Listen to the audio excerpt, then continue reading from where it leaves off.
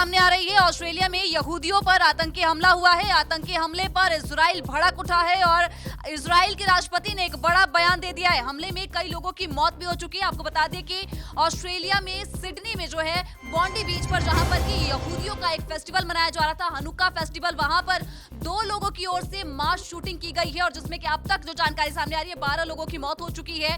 और बता दें कि ऑस्ट्रेलिया के प्रधानमंत्री की ओर से इस हमले को आतंकी हमला करार दिया गया है। क्या है पूरा मामला और कैसे ये शूटिंग हुई है? हालांकि कहा जा रहा है कि एक हमलावर को गिरफ्तार कर लिया गया है और एक जो है उसकी मौत हो चुकी है। सोनम हमारे साथ ज्यादा जानकारी के लिए मौजूद है। सोनम, आज ऑस्ट्रेलिया में जो हमला हुआ उसको इजराइल पार्ट 2 का नाम दिया गया। क्या है ये पूरा मामला और क्यों इसको पार्ट 2 का नाम दिया गया? बिल्कुल, यहाँ पर अंजलि लगातार सवाल उठ रहे हैं। जब से ये भयावह तस्वीरें सामने आई हैं तब से ही सवाल उठ रहे हैं कि क्या ये इजराइल पार्ट 2 है, क्योंकि हमने वो तस्वीरें देखी थी जब हमास ने वहाँ इजराइल में लोगों को टारगेट कर हमला किया था, जिसके बाद हमने देखा कि इजराइल और हमास के बीच जो युद्ध की स्थिति बनी थी, जो युद्ध हुआ था, जिसके बाद जो है मामला तनाव बढ़ता गया। हालांकि अब ये कहा जा रहा है कि क्या ये इजराइल पार्ट 2 था और यहूदियों को आखिर कौन निशाना बना रहा है। ऑस्ट्रेलिया में जो ये घटना हुई है ये बेहद दर्दनाक और भयावह है। यहाँ पर ऑस्ट्रेलिया के प्रधानमंत्री एंथनी एल्बनीज़ की तरफ से भी ये बयान आया। उन्होंने कहा कि हम यहूदियों के साथ खड़े हैं और उनके साथ यहाँ पर खड़े रहेंगे, लेकिन इसी बीच उन्होंने इसे आतंकी घटना भी घोषित किया। अब इसे आतंकी हमला करार दिया गया, लेकिन इसी बीच इजराइल के राष्ट्रपति का बड़ा बयान सामने आया है। उन्होंने क्या कुछ कहा है वो जान लेते हैं। इजरायली राष्ट्रपति इज़ाक हर्जोग ने कहा कि सिडनी में हुई गोलीबारी की हम निंदा करते हैं। यहूदियों पर दरअसल उन्होंने इसे क्रूर हमला बताया है और ऑस्ट्रेलिया से कहा है कि यहूदी विरोधी भावना के खिलाफ लड़ाई तेज करनी चाहिए। उन्होंने यरूशलेम में दरअसल एक कार्यक्रम में भाषण देते हुए उन्होंने कहा, इस समय ऑस्ट्रेलिया के सिडनी में हमारे भाइयों और बहनों पर नीच यानी कि घिनौने आतंकवादियों ने यहूदियों पर बहुत क्रूर हमला किया है। साथ ही उन्होंने ऑस्ट्रेलिया से कहा है कि यहूदी विरोधी भावना की उस कड़ी जो बड़ी लहर है उसके खिलाफ लड़ने का आह्वान किया जो ऑस्ट्रेलियाई समाज को परेशान कर रही है। उनके बयान की बात करें तो उन्होंने सीधा इसे क्रूर हमला करारा और कहा कि हमारे भाई बहनों पर नीच आतंकवादियों ने हमला किया। ये हमला उन यहूदियों पर हुआ है जो बॉन्डी बीच पर हुनक्का की पहली मोमबत्ती जलाने गए थे। हमारा दिल उनके लिए दुखी है, हमारा दिल बैठ गया है। इस पल पूरे देश जो इजराइल है, पूरे इजराइल का दिल बैठा हुआ है, क्योंकि हम घायलों के ठीक होने की प्रार्थना करते हैं।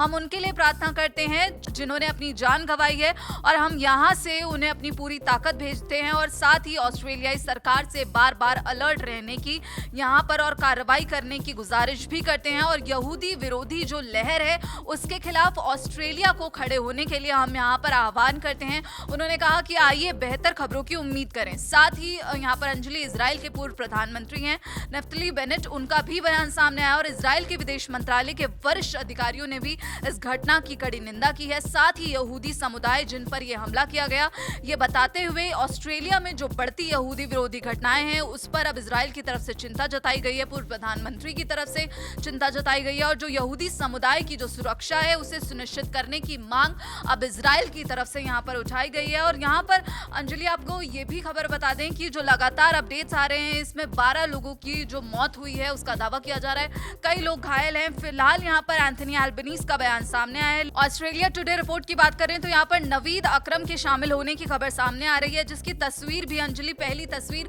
यहाँ पर दर्शक देख सकते हैं और कहा जा रहा है कि यहूदियों पर जो गोलीबारी हुई है उसमें 2 हमलावरों में से एक की पहचान नवीद अकरम के तौर पर हुई है। इसका जो ड्राइविंग लाइसेंस है जो आप अपनी स्क्रीन पर देख सकते हैं वो बरामद किया गया है और इसकी उम्र 24 साल बताई जा रही है। और जैसा कि दूसरा 2 हमलावर थे, एक की मौत हो गई है, दूसरे की हालत जो है गंभीर बताई जा रही है। पुलिस ने कहा है कि दूसरा हमलावर गंभीर हालत में, उसका इलाज चल रहा है।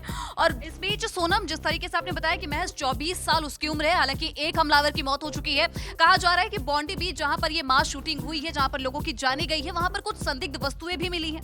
बिल्कुल, यहाँ पर संदिग्ध वस्तुएं मिली है और पुलिस की तरफ से बयान आया है कि घटनास्थल के आसपास कुछ ऐसी वस्तुएं मिली हैं जिनकी जांच की जा रही है और एहतियात के तौर पर जो इलाके में एक्सक्लूजन जोन लागू किया गया है। और साथ ही यहाँ पर ये कहा जा रहा है कि जो मेलबर्न में जो हनुक्का फेस्टिवल है, जो त्योहार है, वो फिलहाल रद्द कर दिया गया।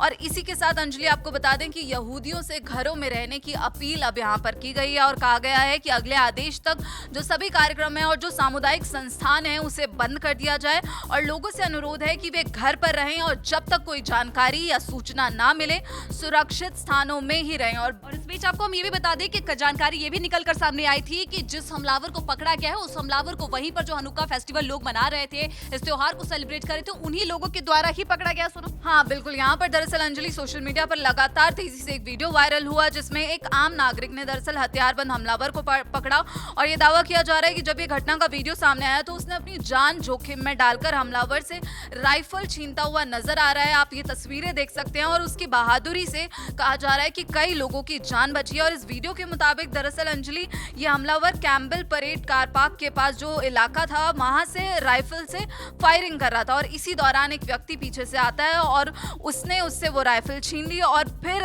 उसने इस हमलावर को जमीन पर गिराकर काबू में पा लिया। तो ये वीडियो लगातार सोशल मीडिया पर तेजी से वायरल हो रहा है और अंजलि ये भी कहा जा रहा है कि जो पिछले 30 साल में ये सबसे बड़ी मास शूटिंग बताई जा रही है और जिसे अब आतंकी हमले का नाम दे दिया गया है। और ये घटना ऑस्ट्रेलिया में करीब 3 दशक की जो सबसे बड़ी मास शूटिंग है। और हम आपको बता दें कि इससे पहले मास शूटिंग की जो घटना हुई थी अंजलि वो 28 अप्रैल 1996 को हुई थी जिसे पोर्ट आर्थर नरसंहार के नाम से जाना जाता है। अब यहाँ पर पीएम अल्बनीज का बयान ये सामने आया है कि जो हालात हैं वो दिल दहलाने वाले हैं, लेकिन यहाँ पर ऑस्ट्रेलिया यहूदियों के साथ खड़ा है कंधे से कंधा मिलाकर।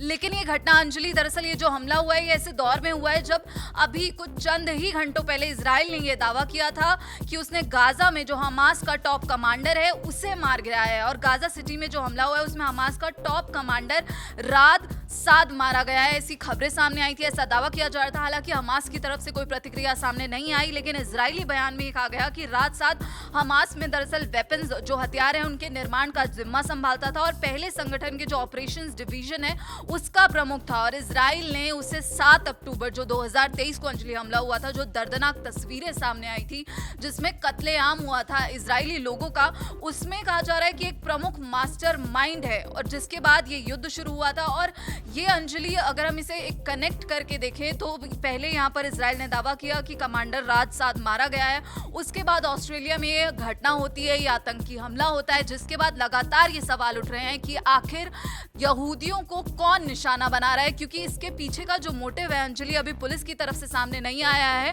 और लगातार जो रिपोर्ट्स हैं वो सामने आ रही हैं, कई देशों की प्रतिक्रिया सामने आ रही है। कहा जा रहा है कि जो यूरोपीय कंट्रीज हैं, यूरोप की तरफ से भी इसकी कड़ी निंदा की गई है, इजराइल की तरफ से इसकी कड़ी निंदा की गई है, इसी के साथ न्यूजीलैंड की तरफ से भी की गई है और यूके से भी प्रतिक्रिया आई है। अब देखना होगा कि आगे कौन कौन से देश सामने आकर इस पर प्रतिक्रिया देते हैं। बिल्कुल, बहुत शुक्रिया सोनम आपका तमाम जानकारी के लिए। तो अब इस हमले के बाद से लोग सवाल उठा रहे हैं कि क्या ये इजराइल पार्ट 2 है, क्योंकि जिस तरीके से राद साद की मौत की खबर आती है उसके कुछ घंटे बाद ही ये हमला जो है ऑस्ट्रेलिया में देखने को मिलता है और उसके बाद से अब ये सवाल उठ रहे हैं कि क्या इजराइल पार्ट 2 है, क्योंकि अभी भी 7 अक्टूबर 2023 को जो इजराइल में हमला हुआ था उसकी तस्वीरें लोगों के दिलों में जिंदा है। अभी भी वो जो तस्वीर है वो धुंधली नहीं हुई है। उसके बाद से अब ये बड़ा मास शूटिंग जो देखने को मिला, जिसमें अब तक जानकारी जो निकल कर सामने आई है कि 12 लोगों की मौत हो चुकी है। अब देखना होगा कि आगे कौन कौन से देश इस पूरे मामले पे क्या अपनी राय रखते हैं, क्योंकि अभी जो है इसको आतंकी हमला ऑस्ट्रेलिया की ओर से करार कर दिया गया है। बाकी आप क्या सोचते हैं वो हमें कमेंट सेक्शन में जरूर बताइएगा और देश दुनिया के तमाम जानकारी के लिए देखते रहें दैनिक जागरण।